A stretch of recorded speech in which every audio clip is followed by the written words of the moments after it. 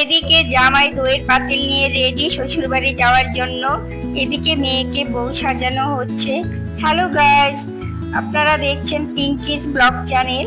তো আমি এখানে আজকে ছেলে মেয়েকে সাজিয়ে তুলবো। তো তার জন্য প্রথমে মেয়েকে নিয়ে বসেছি, যে মেয়েকে আজকে আমি বউ সাজাবো। তো যেহেতু আজকে ষষ্ঠী, তাই খুব একটু আনন্দ হয়, ছেলে মেয়েকে নিয়ে একটু আনন্দ করব, তাই মেয়েকে আমি সাজাচ্ছি। মেয়ে কিছুতে ছোট, তো তাই হোক একটু শাড়ি পরানোর ট্রাই করব, পরবে কিনা আদৌ জানি না। একটু চেষ্টা করব যে মেয়েকে একটু সাজিয়ে গুজিয়ে শাড়ি পরিয়ে একটু একটু ঘুরানোর জন্য। তো দেখো আমার মেয়েকে সাজানোর জন্য আমি রেডি হয়ে গেছি, মেয়েকে একটু একটু করে সাজিয়ে তুলছি। তো মেয়েকে তো আর শাড়ি পরানো যাবে না, বড় শাড়ি, তাই মেয়েকে ওড়না দিয়ে শাড়ি বানিয়ে মেয়েকে শাড়ি পরাচ্ছি। তো দুপাট করে ওড়নাটা নিয়ে নিয়েছি। এবার আমি মেয়েকে ওড়না দিয়ে সুন্দর করে কুচি তুলে শাড়িটা পরিয়ে দেব। তার জন্য আমি এদিকে কুচিটা রেডি করে নিচ্ছি। এদিকে দেখো আমার ছেলে মেয়ে সুন্দর সেই সময় খেলছে, আর একটা খোপার একটা ইসে ছিল, সেটাকে ওরা টেনে টেনে ছিঁড়ে দিচ্ছে। তো যা ছোট, ওরা এটা ছিঁড়বেই। তো আমি এদিকে মেয়েকে রেডি করে নিচ্ছি। আমার মেয়ে খুব একটু চঞ্চল প্রকৃতির, তাই ওকে শাড়ি পরানো একটু কষ্টদায়ক হয়ে উঠেছে। তো ফাইনালি আমি চেষ্টা করছি যে মেয়েকে শাড়ি পরাতে পারবো কিনা।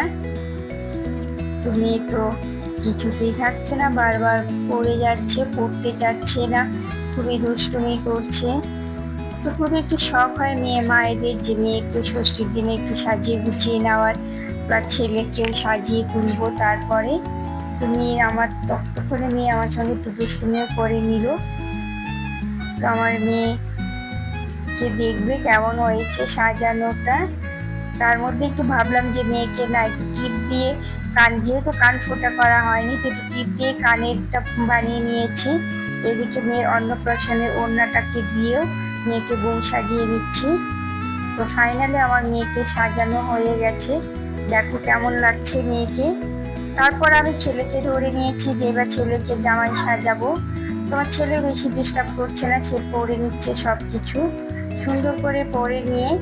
দেখো আমার ছেলেও রেডি হয়ে গেছে চটপট, সেও এখন শ্বশুর বাড়ি যাওয়া নিয়ে ব্যস্ত। তো কিছুতে বোঝে না, ছোট, শ্বশুর বাড়ি কি জানে না।